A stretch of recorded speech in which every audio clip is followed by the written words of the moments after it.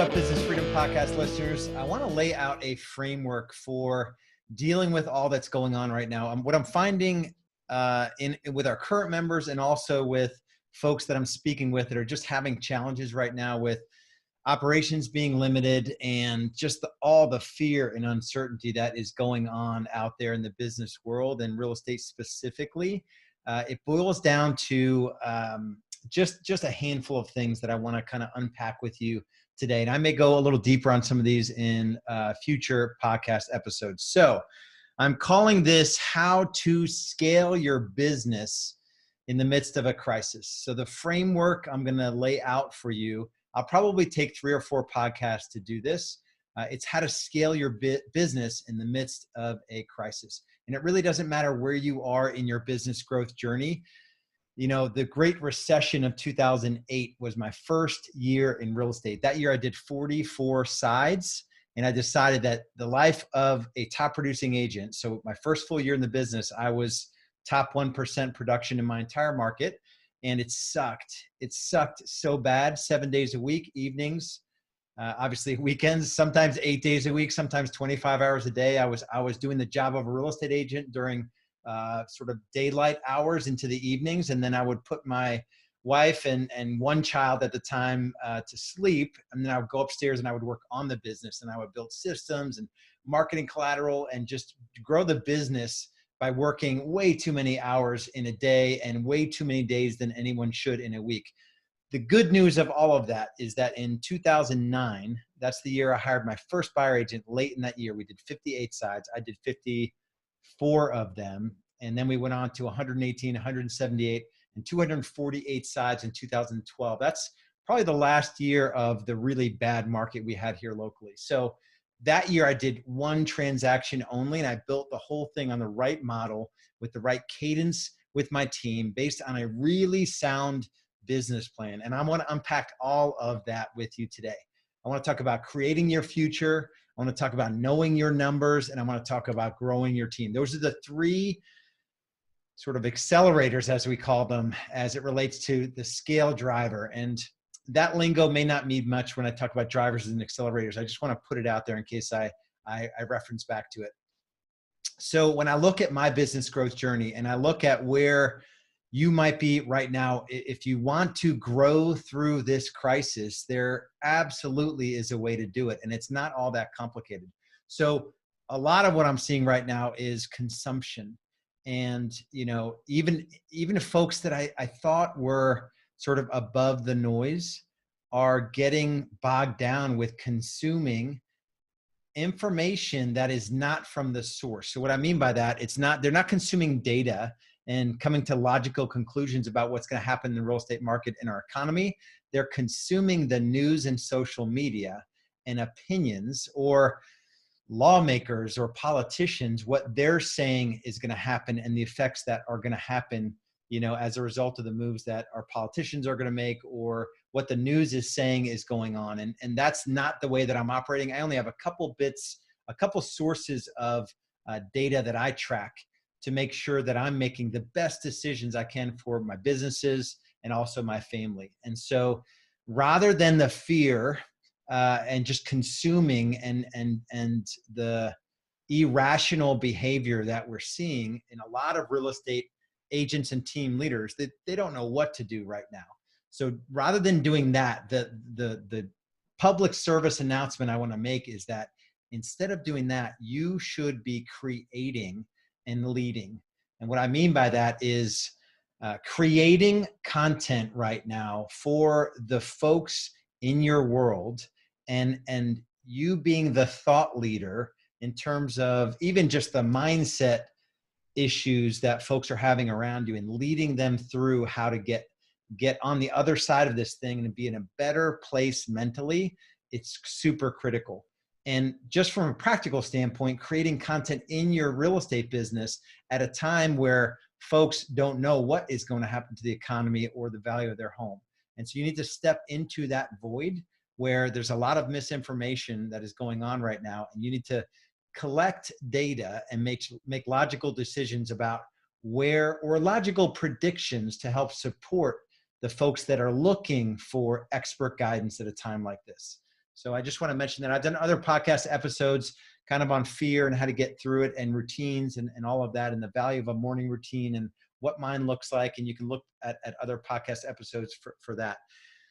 I'm going to lay out the framework on this podcast episode, and then I'm going to do 3 deeper dives to go into each of the pillars that I'm going to talk about. So the 3 pillars I'm going to talk about today in a big picture are to create your future, to know your numbers, and to grow your team. So in order to scale your business and to have true time and money freedom and to be free of stress, the only way to do it is to pay attention to these 3 aspects in terms of creating your future, knowing your numbers, and growing your team. So I want to break those down for you and what I mean by creating your future. There's 3 things to consider when it comes to creating your future. The first one is to get clear on the model that you're going to follow.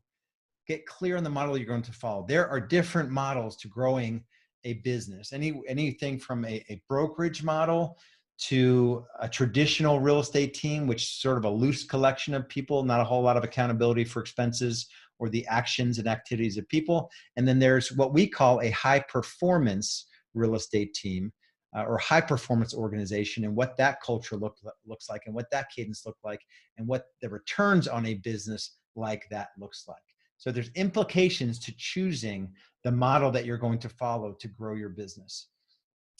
Obviously, the farther you get toward a brokerage model, the lower the returns are. It doesn't mean you're not going to have stress and overhead. You may have a little bit more time on your hands, but you don't have a lot of money to show for it. I don't know a lot of super wealthy brokers. The whole joke about brokers are broke is a true statement. And then a lot of the teams that are really just a loose collection of people, I don't really see them having the staying power during the shift, the economic implications of what's going on now with COVID-19. So there's that part to consider. And then we'll talk more about what a high performance culture looks like and what I call an HPRET, which is a high performance organization. And so that's number 1, is to get clear on the model that you're going to follow. And none is easier than the other. So it's not easy to build a brokerage that makes you really good money. You just need 1,000 agents to do it. That's not easy.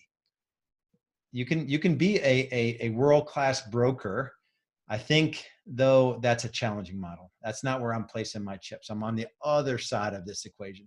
So the second part of creating your future is putting your life first. So coordinating all of this in a way that at the end of the day, your business supports a lifestyle and your lifestyle isn't your business. So a conventionally successful real estate agent is working 7 days a week and more hours than they want to in a day. And that's just the way that it is. And that goes for traditional team leaders as well. Most of them have set the thing up the wrong way, and they have to do production in addition to running the team, leading, managing, holding folks accountable, and having a lot of overhead. And it's just set up the wrong way. And we'll get more into that in Know Your Numbers. And then plan your future. That's the actual planning process that you're using to achieve a thing in the future. That's just a vision at this point. And we have a process we call our 3-year vision, 1-year plan, 90-day world, and then we go into weekly and daily commitments and accountability.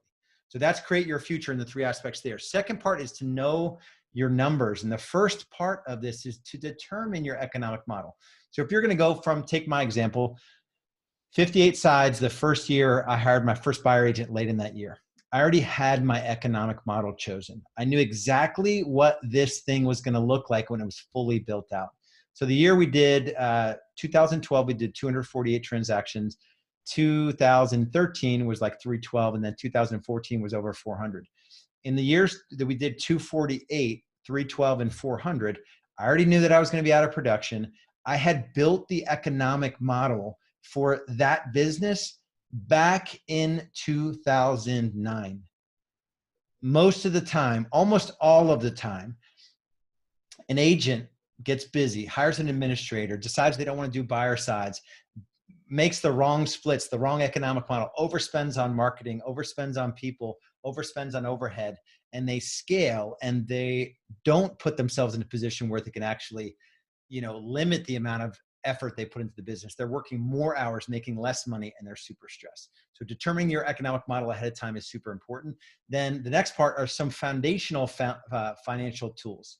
There are some things that you just have to do, like keep your books. You have to track your numbers and the ratios in your business. We do that monthly and weekly and daily, right? There are certain things that you just have to do. And then how do you move money around to make sure that your net worth is increasing in all of this? And that's a process we call Profit First. And that's a book by Michael Michalowicz. I did not make up that concept, and it's super powerful to run that way of moving money around. The third part of knowing your numbers is achieving financial freedom. Are you tracking your net worth at least monthly? On the 10th of every month, I calculate my net worth, and I see how has it changed in a month, 3 months, and 6 months looking back. It's critically important. The number one score I look at, and it's not the most important score, but the score that I look at is someone's net worth. It's something that we calculate for our new members, because if I can't help you build a business that grows your net worth, then what are we doing together? There are other critically important areas of life that we focus on as well. In business, net worth is a score that matters, and we can't ignore it. So those are the 3 parts of knowing your numbers. Third part here is growing your team. And there's 3 elements I want to talk about that I think are critical for you to be able to pull this off. First one is to identify and attract talent. Like, this is the opportunity that we've been waiting for years. We've been talking about, man, I wish the market would turn so we could pick up some good talent. You know, every agent was able to just sell as many houses as they wanted to, it seemed, in our market, and they didn't need teams, you know, and those days are gone. And I was looking forward to an economic shift for that reason, so we can get good quality folks that can come into our environment. They would have less stress, work less hours, and make more money. That's the opportunity that we built in my real estate team, because we've set it up the right way.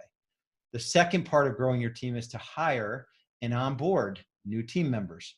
What is your process for hiring, for interviewing, making sure you're bringing on the right people? And how do you bring those new team members on?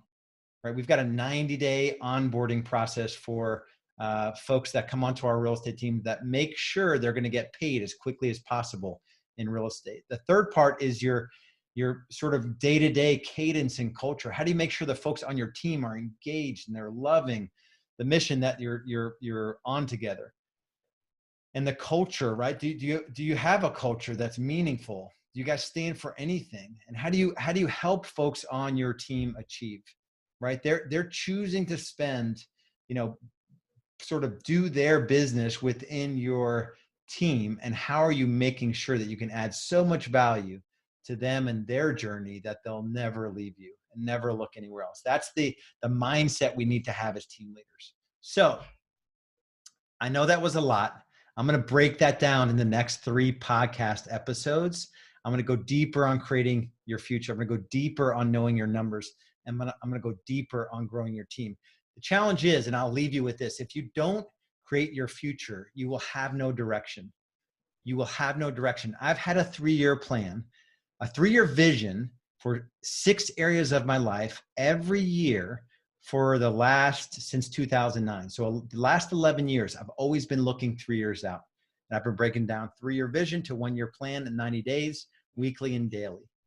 That's the process. That's not rocket science. If you don't have this sort of clear vision, if you don't create your future, you'll have no direction. If you don't know your numbers, there'll be no predictability in your business. You can't just keep putting effort into your business and have nothing to show for it. That is like our entire industry ends up in their 60s and they still have to sell real estate because they have no system for making sure that they would be financially free at the end of all of this, at the end of their career. And then the last part is to grow your team. If you don't grow your team, at least a small set of ninja admin and salespeople around you, you'll have no sustainability. You can't go on 7 days a week forever. You just can't do it. So join me in the next few podcast episodes. I'll go deeper into each of those 3 areas. With the whole point of this is to serve you and help you build something meaningful and not only build a business, but actually scale your business while the rest of the industry is just going crazy and out of their minds and anxious and fearful. You can step in and just take over market share and just dominate. And while others just hope to survive, you could absolutely, predictably thrive during this time of crisis. If you know you're at the point in your business journey where it's just tough, you've already built something of substance and you're doing good volume, the only thing I can offer you is a conversation about your business. Just go to realestatebschool.com and request a business growth strategy session. realestatebschool.com and request a business growth strategy session. It either says apply now on the website. There's orange buttons everywhere. We take a few bits of information and me or one of my business coaches will jump on the phone with you for a 45-minute call. It's a valuable time where we'll just dig into where you are today, where you want to be in the future, and what's holding you back. And I look forward to that opportunity to serve you on a strategy session. Until then, just be well. Much love and respect. Take care of your family and just do the work. And we'll talk to you soon.